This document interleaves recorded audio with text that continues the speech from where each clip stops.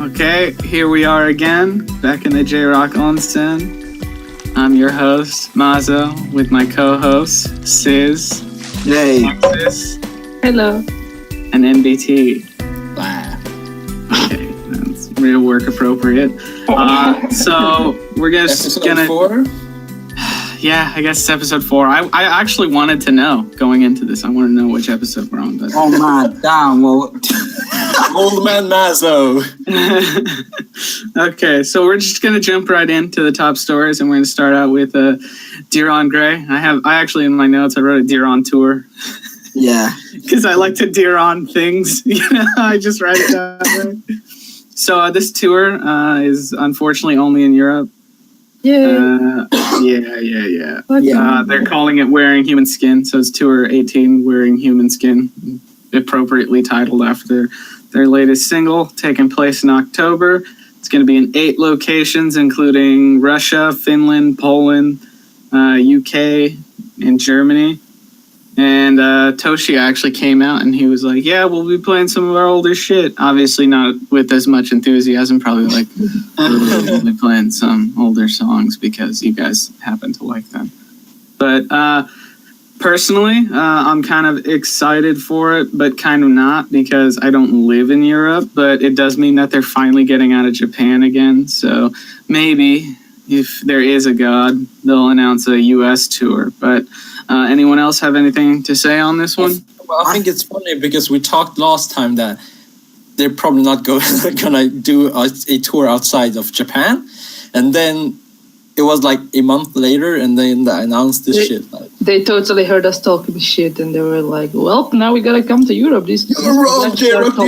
Yeah, I wish they were listening. To be honest, though, I think I specifically said a US tour probably won't happen. Shut up. No, okay. They heard you, and they were like, "Okay, fuck Mazo in particular. We are going to Europe, and fuck America." What happened? That's a great attitude. I mean, I think now they've announced Europe tour, they'll definitely have an American tour. I think that's really coming soon. Eventually, I think that's going to be the case. Maybe not this year, but next year, early next year. I don't know. I don't think I've ever in like the however many years I've been going to see them every time they show up. I don't think they've ever showed up in an early month. It's always been September through December is the times that they show up. So they came to the UK in 2015. So I'm going to assume that was their last European tour. When did they come to the US after that? Was it 2016 or was it the end of the year? Remember? It was the end of the year. The last time they were here, I think, was November 11th. I see. Okay. Yeah, because you guys in your whole remember November 11th. Oh yeah. It was totally the 5th of November, Mazo. What? The 5th? I saw them on the 11th one time. That's all I know. In your dreams, maybe. Wait, what do you mean the 5th? No, This is meant to be 5th of November, not 11th of November. But how do you know which show I went to? No. I see what you done. Here. They played a show on the 11th. I'll go dig out the laminated tickets because I'm a psycho. Why would you laminate your tickets? Yeah, because they're DIR En Grey and I'm crazy. Okay. That's fair enough. Fair dues. This is why they don't want to come to the US.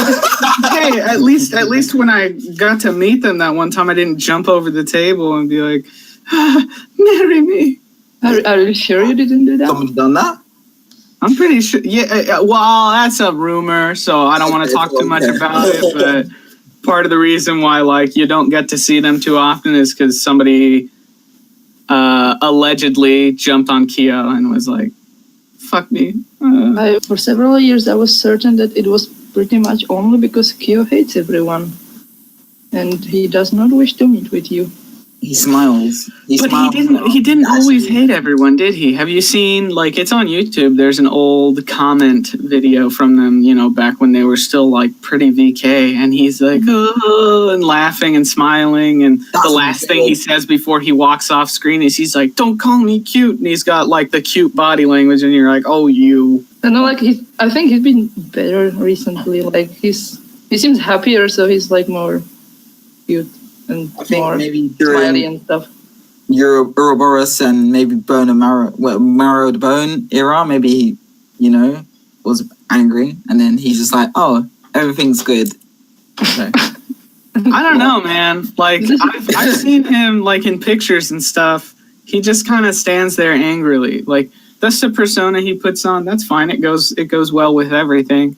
I always have believed that he hates all of us, and I'm okay with that. That's fine. Yeah, that's cool.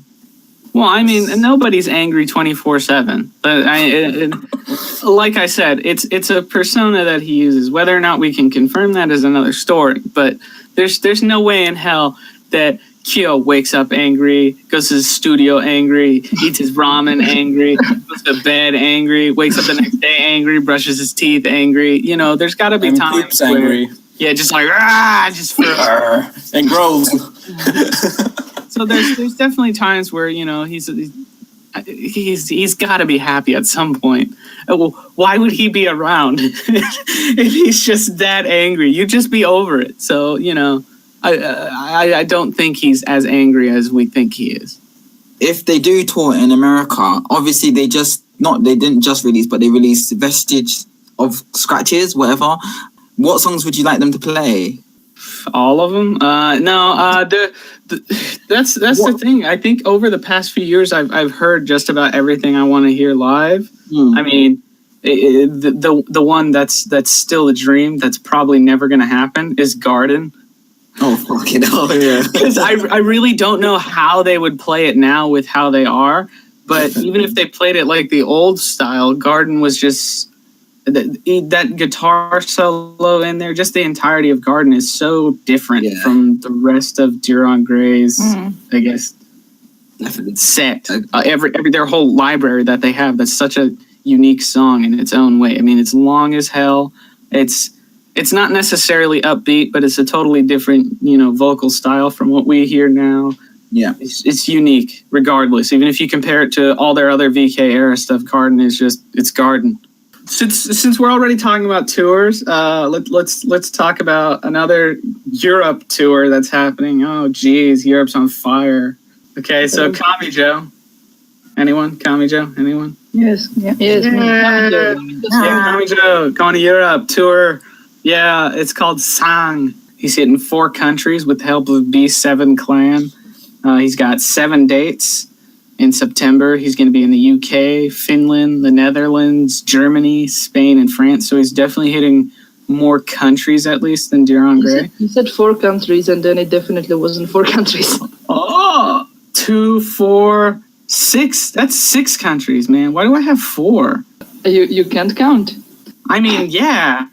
But wait, no, it's because the old promotion image, he only promoted 4 gigs. Oh, that's true. The other ones were added later. Oh, he added those 2 dates in the middle later. Yeah, actually, if you read the article completely, you'll see it says update.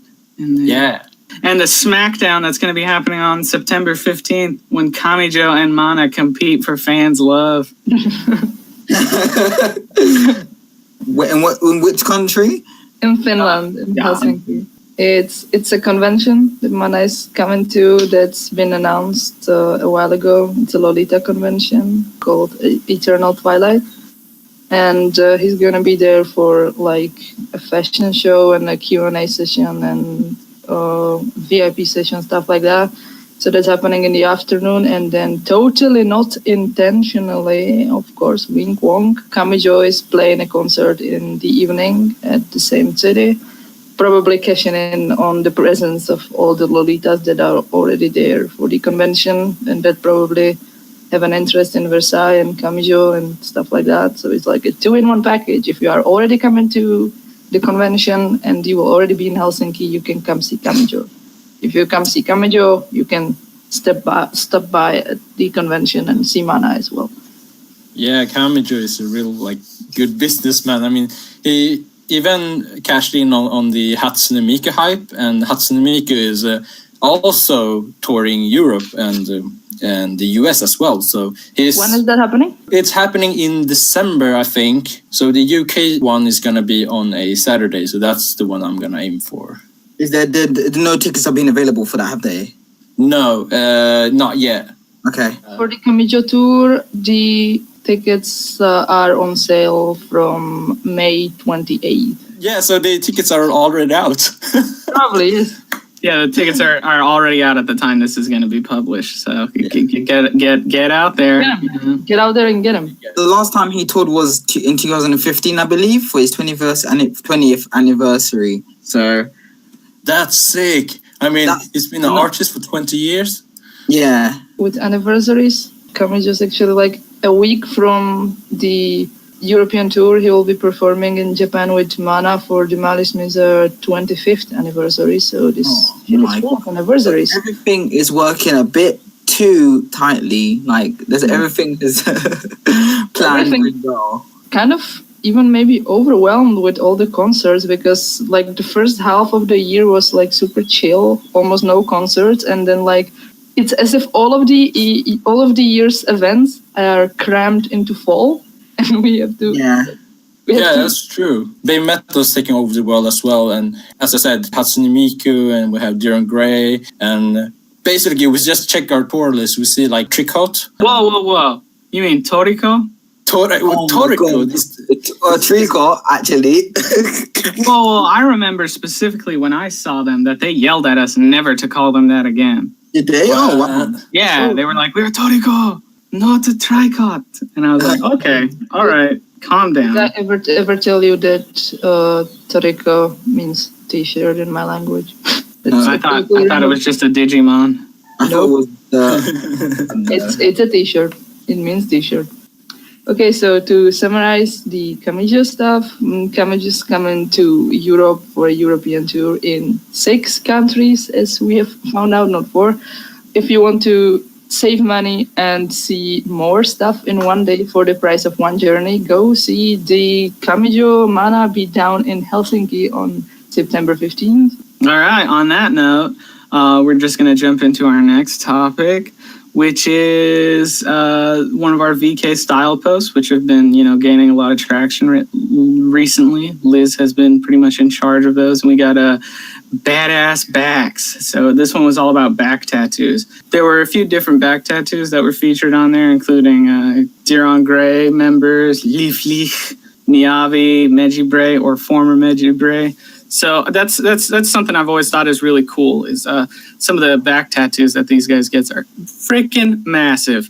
And they're also very unique every time, even though a lot of them will have a lot of, religious symbolism when it comes to like Buddhism. Like Kyo has that big Buddhist basically mural on his back. It's amazing. I remember when he first got it, that was like a big thing on his tour with DIR EN GREY. Even here in the US, even though it was a little bit later, he got up on stage at one point and totally turned around and like spread his arms out so you could see the whole thing.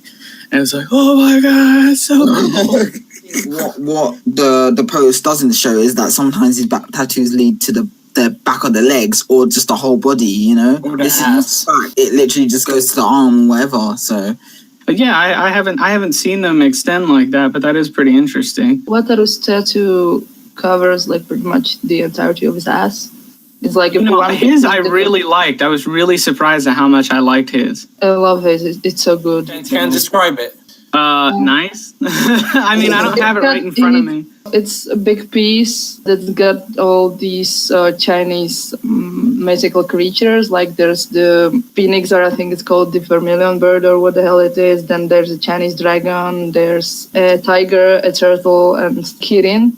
And it's like 4 pieces or 5 pieces across his entire back, and it extends from his shoulders all the way down to his bust. So like it's an entire piece. It doesn't just end up at his back. I think that's the same for former Bararaika bassist Futaba, which is literally just it's a tribal tattoo, but it goes literally to his like wrists and down the back. Like a full body piece. Yeah. I think he released a book recently about it. It's just about his life and I guess about the tattoos and the meaning behind them. I'm guessing. I'm not quite sure. Yeah, but we have featured Koichi's tattoo as well, but that isn't really a tattoo. Yeah, right? we still I don't think it's a tattoo, but Personally, I do think it's a tattoo, but I can see how it wouldn't be a tattoo because that would be a daring thing to get tattooed. Yeah, so for the listeners who can't see it, it's basically just a bunch of text in English.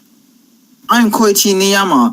I'm an artist involved in the creative activity and stage performances. Now, if you're gonna get a tattoo like that, we're starting like That would be ridiculous. I like the pause there. If you're gonna get a tattoo like that, just pause. Like, oh, man. No, but it's like Westerners who get like tattoos in like Chinese or kanji. Oh, yeah. And it says like ramen, but they think it says dragon or something.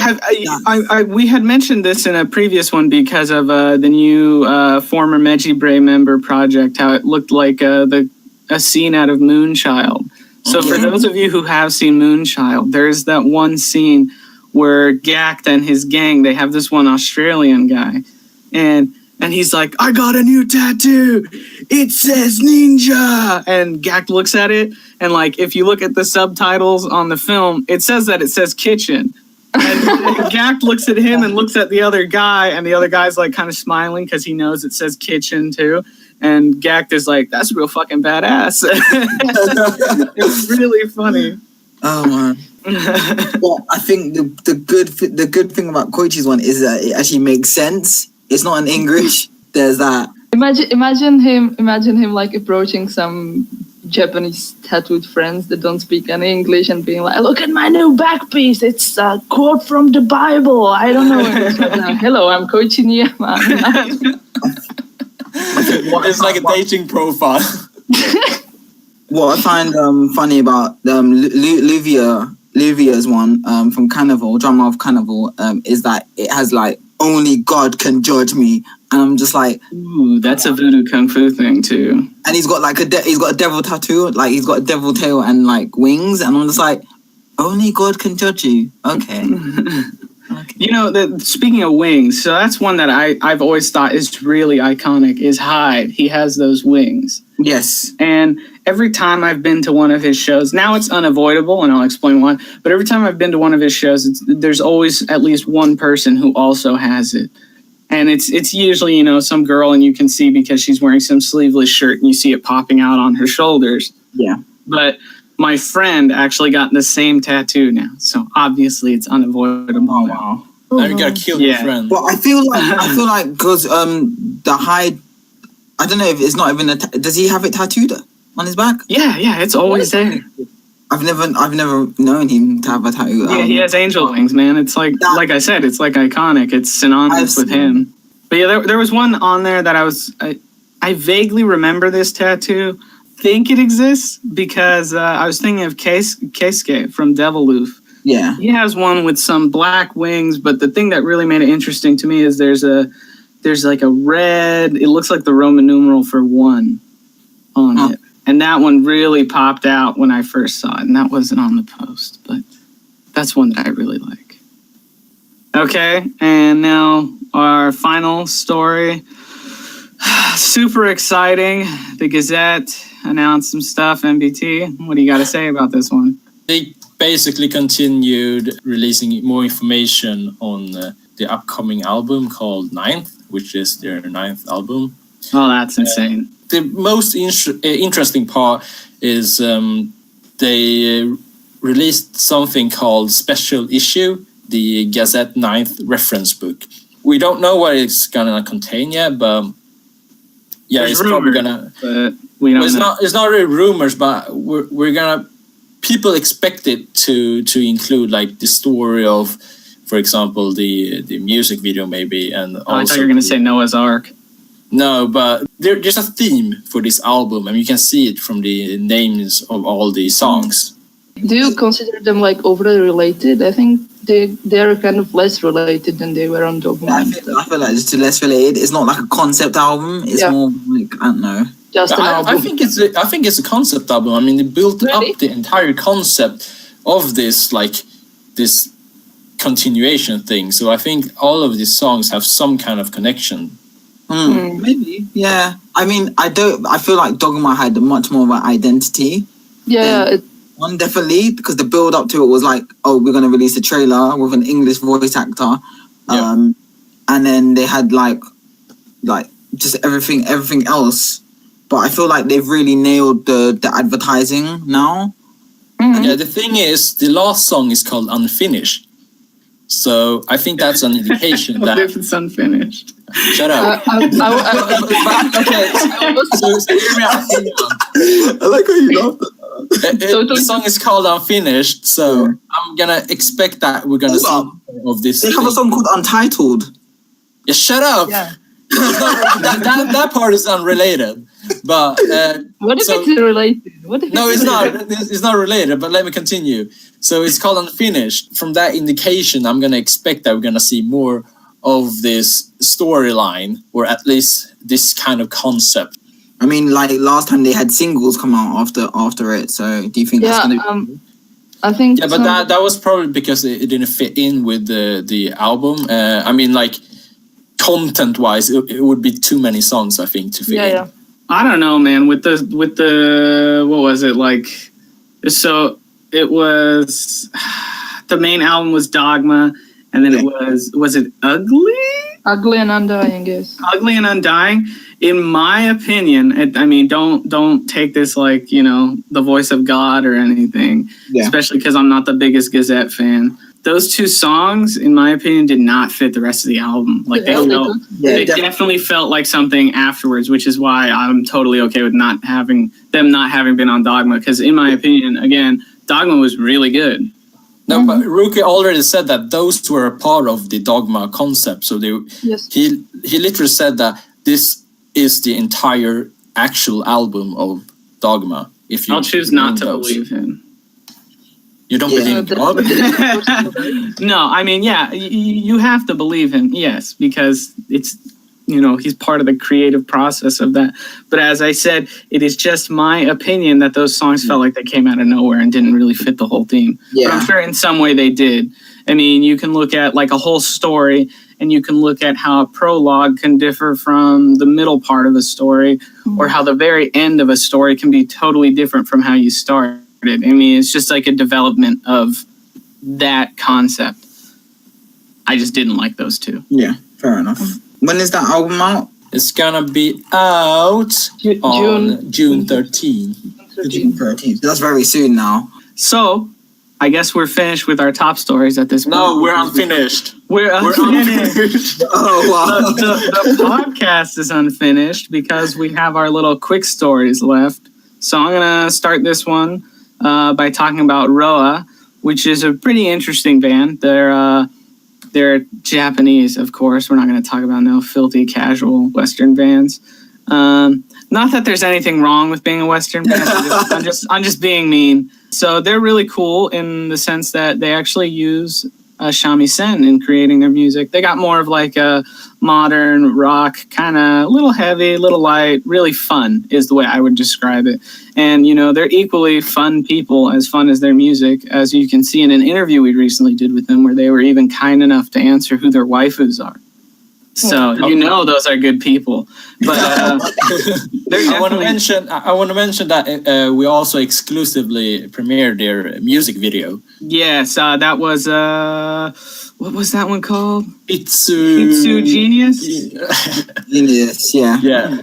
Yeah, so they're really on a roll. Yeah, exclusively premiering Hitsu Genius. They signed to JPU Records. They're even going to be at freaking Hyper Japan. So they're all over the place right now. Definitely go and give them a listen, get to know them, because, I mean, they put it right there for you to see them in our interview. So, yeah, definitely give Roa a listen. They're a fun, great band, and there's a little bit of shamisen in there. Who doesn't like the shamisen? MBT, do you like the shamisen? I like the shamisen because I like Wagaki band. Oh, see, there we go. So do you have a quick story for us, MBT? And then we'll go down the line to Nexus and then Sis. We actually have another exclusive premiere. All these exclusives. Oh, dear. Damn. We're making them. Okay, so it's funny that we also have an interview with this band as well. So exclusive premiere, the music video, and an interview. So this time it's with Esprit DIR, And so they released their music video Calling You. Mhm. So Calling me? yeah, watch out, they're gonna call you. Oh, damn. They talk about their tour in the interview and also their inspiration and things like that and why they choose to come to Europe. So it's quite interesting to see how this band has developed throughout the years, because there was one period of time where they were like quiet, but now they're really taking on. And they released even an album somewhat recently. There was a fly here. Did you just kill a fly? Yes. So yeah, but that was basically it. Yes. Well, there's one thing I want to add on. They're definitely great in my opinion, because especially working with them, they've been really cool with us. So yeah, definitely give them a listen. Pay attention to them. They're definitely the band to look after. So Nexus, while MBT continues to murder innocent bugs, what do you have? I only have one story. That is that the Gala will be at the end of June. Will be releasing a new single to kind of tie into their Kerberos single from earlier 2018. It's called Pluto, and it's got a really interesting look with the band dressed in fake Louis Vuitton suits, except it's the band's logo. It's kind of just look at it, go look at it. And I remember to bring it up because a friend of mine was joking with me recently that it's definitely called Pluto because Kerberos is a dog and Pluto is the one dog from Disney. Okay, if Pluto's Mickey's dog, what the hell's the deal with Goofy?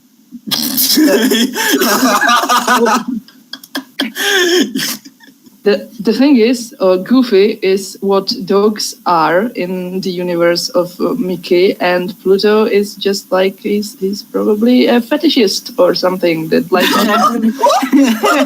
animal. Okay. I thought you were gonna say, and Pluto is what dogs are in that universe, and I was gonna be like bullshit. But then you're like, Pluto is a dirty fetishist, and he loves to be led around on his little collar and hit when it's bad. Yes. That's I can work with that. I mean, it is Disney after all. It makes sense that there's some sexually explicit stuff in there. Of course. So, Sis, what do you got for us? Right, I've got two quick things. So Breaking Holiday, consisting of ex-Deluhi jury and 12 and members of Rain and obviously Aggie from Deluhi. They've basically made their live limited single Lilith available on I guess CD Japan and other good websites, and it was only available at the venue when they performed in April or March. There's 2 songs on it. They've already released like a lyric video for it. Definitely check it out. I would say it goes in the same line of Faiz, Design, Jaluka, all the metal bands that are really like out there at the moment. Check it out. And another one is so the continuation of our artist interview series. Our one for Euroran, forgive me if I butchered the name, came out on May 17th. They do art for LMC and not for LMC, but on LMC and Rookie of the Gazette and whatnot. That's really interesting. So definitely check that out. And look forward to our next one, which will be Mizu Kimchi, which is really good. Kimchi. Why are you guys laughing? Because NBT is clearly hungry. Oh my god. I want kimchi. I don't eat spicy food. I'm not fucking insane. So, you are. To wrap this up, in a sense, our final topic, going back to social media, where we talk with the readers, we put out a poll asking what people listen to with a few different choices. I will say immediately that some people were like, oh, I don't listen to just this. Why isn't this on here? We didn't take it into consideration. Let's put it that way. But we asked people what they listen to, in a sense, primarily. If it's exclusively J-Rock, a little bit of J-Rock, a little bit of K-pop, if they listen to everything. And overwhelmingly may be an overstatement, but most people did say they listen to everything, which I thought was kind of interesting because when I was thinking of this question, to begin with, I thought of basically a stranger, somebody I don't know very well, asked me, "Oh, what are you listening to?" or "What do you listen to? What kind of music do you listen to?" I never really say everything, because to me that's kind of boring. It's like, oh, anyone can say that. Like, what do you mean everything? Yeah. I always say JROCK. And in all honesty, if you look at my music library, it's like 99.98% JROCK. So I almost exclusively listen to JROCK. And I was wondering if the readers were also like that, because it's so easy to just focus in on that one thing, even if you only like a few bands like I do. I only like a few bands like really hardcore, but for the whole scene, I like a lot of them. So what did you guys think about that? When I asked my friends what they listen to, a lot of them also say everything. Yeah, it's real easy to say that because there's so much out there. But we did get 34% people of them choosing J-rock and other rock. So I would say it's still a win for J-rock, because we have 15% of the people choosing J-rock only. Somebody did also mention, like, where's J-pop? Because K-pop is there, but not J-pop. No, nobody J-pop. J-pop sucks. J-pop doesn't suck. Rail counts as J-pop, right? Really? Yeah, I would say that. When I think J-pop, I like imagine the girl idols like the whatever 48 or Nah, it's AKB48. AK-47? Yeah. there's actually a rapper called AK-47. I'm sure Yeah. there is. I'm pretty sure. That's actually a good point, because when you think J-pop, you think of all these idol groups. I feel like that's a real easy generalization to make, and the reason I say that is because I've mentioned AX before and how it gets worse every year. Every year they have started doing this Anisong World Matsuri, which is where they bring groups in that do anime openings and endings. And the last 2 years, it's been so idol heavy, to the point where I haven't been that motivated to go to it. I actually last year went to see Asian Kung Fu Generation like off to the side while the idols were performing. And this year, again, they're going very idol heavy. So there is definitely that draw to J-pop, because they're able to do that and able to sell these ridiculously overpriced tickets. Yeah, that's true. That's true. Yeah. But you have Emme there this year. So. Forget her name's like that. Emme. And Sayuri. Sayuri. Sayuri's so good, by the way.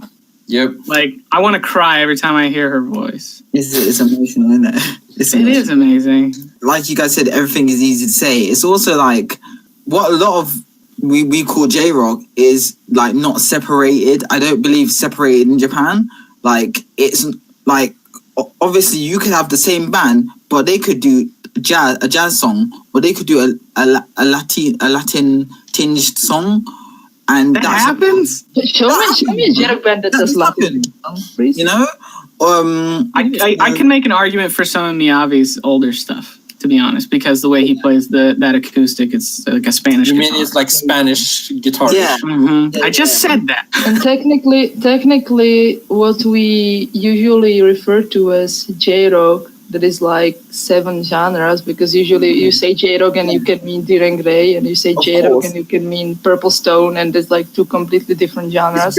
So you listen to J-rock and it's like a lot of different shit, except it happens to all be Japanese. But you would say VK if you would refer to Purple Stone, right?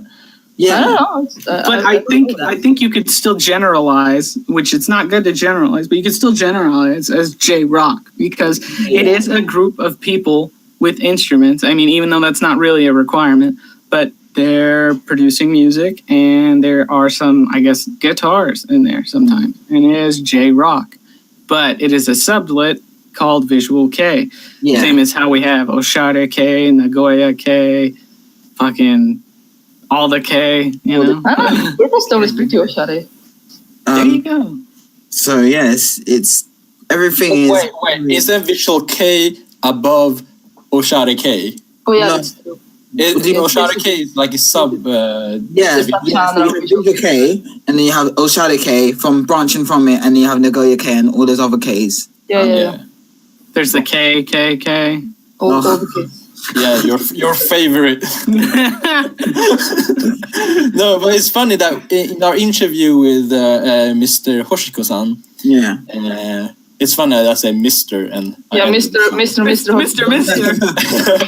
Anyways, he kind of defined what he thought was Visual-kei, and to Well, him, his opinion clearly doesn't matter. That's a joke. You shut up. That is a joke. He knows what he's talking about more than anyone else. So he defined it, you said? He defined it as it's kind of like the whole package, but a lot of people have mentioned that Visual-kei is more of a fashion style. Mm-hmm. So I don't know if it's still true, but I think the music is included. I think There's like some recurring elements with the Visual-kei fashion that bleed into the music. You're saying the fashion makes the music? No. In a way, I think so. That the fashion definitely influences the music when it comes to Visual-kei specifically. Yes. Yeah, it doesn't make it, but it influences it because it's the way the bands operate and the entire concept of having a new song with a new look that is definitely tied together. And there's some musical elements that it's kind of like packages, because if you look at a band that looks super oshare, you probably can guess what kind of genre of music they're gonna play. Probably something like electronic with guitars and stuff like that. If you look at it, you can tell. You don't look at Viva Rush, I think that's how you pronounce their name, and you go, oh, they're gonna play like really heavy metal, and no, they don't, obviously, but they might have a song that's like heavier, but it's gonna be you're gonna expect mainly Oshare. I think a good example is also like Pentagon, and when they released Crazy Tribe in 2017, they like completely toned down their look for it, and it was because of the part. I think the song had a party vibe to it, and they had their costumes suiting that party vibe. So, Okay, well, I guess I'd like to ask each of you, since I gave my answer. To be honest, it's like I only listen to JROCK, but I'll go down the line here. NBT, to answer that question, what would you say you listen to if somebody asked you? I would say generally I primarily listen to rock, JROCK, but I still have quite a lot of music that deviates from the typical JROCK genre. Like I have some electronic music that is not really something that you would promote to JROCK listeners. Still listening to hardstyle in 2018. It's actually a bit like hardstyle, yeah. But yeah, and I'll listen to Real, and it's a mix of kind of like rap, pop, and electronic music. So it's a bit of a mix, but primarily I listen to JROCK. That would be my answer. Yeah, I mean, I feel the same way. I listen to a little bit of everything. I was going to say, you reminded me when you said rap.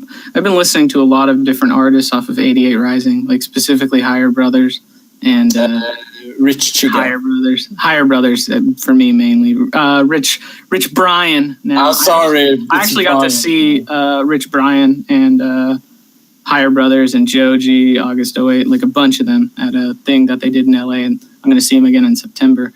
But yeah, I mean, Joji is Filthy Frank. Pinku guy, yeah, not anymore. That's Filthy Frank is dead.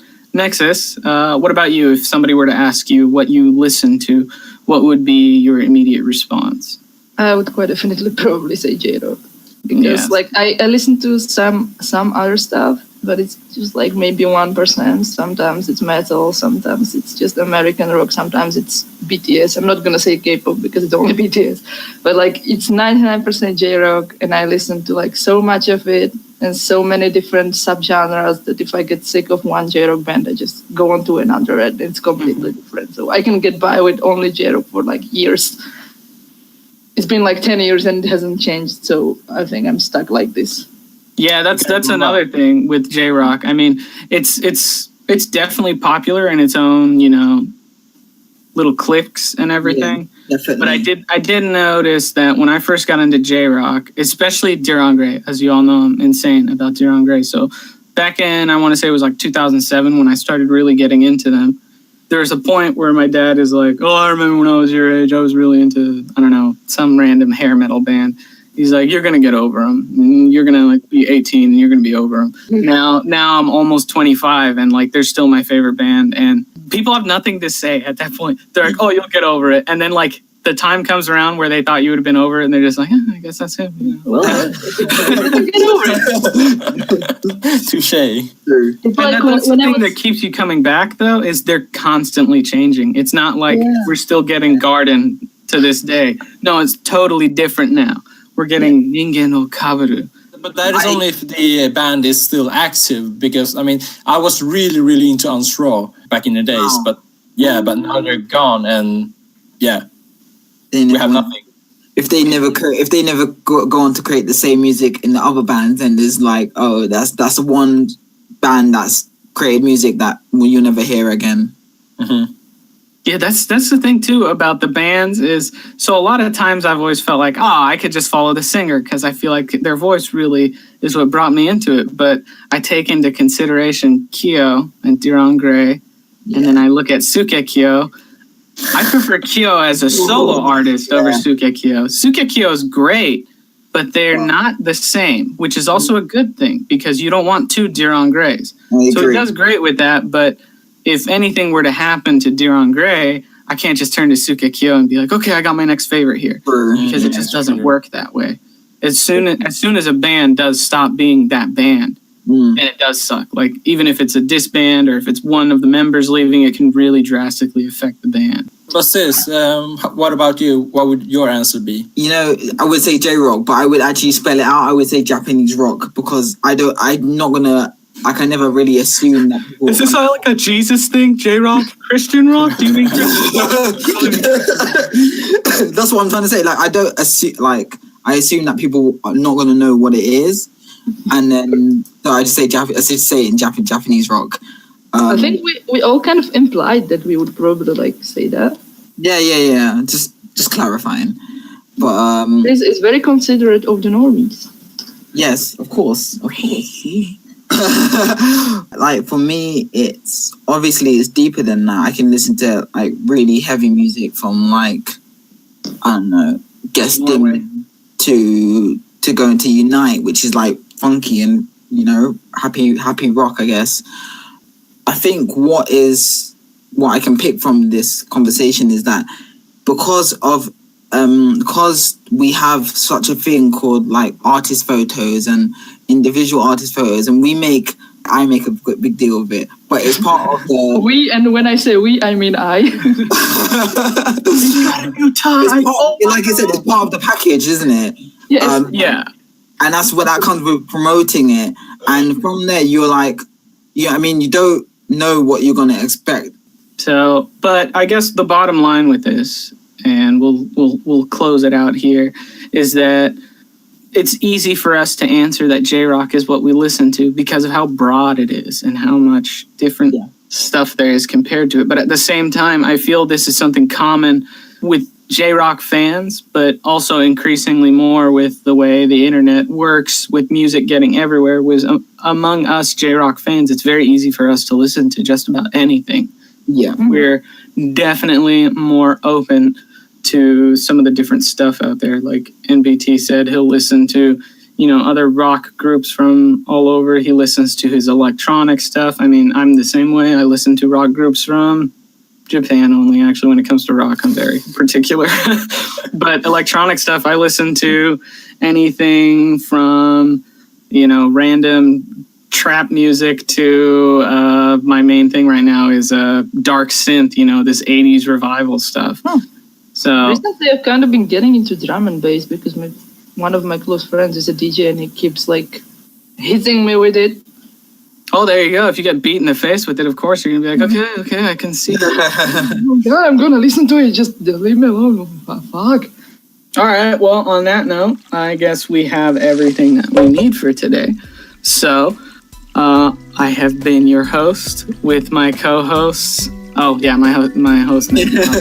My co-host Sis. Hey. Nexus. Hey. And our special guest NBT. It's like killer. as always, thank you everyone for listening, and look forward to hearing from us next month with some more juicy stories and shitty opinions from everyone except me. 'Cause my opinions are great. Great. Good night, America. Good night.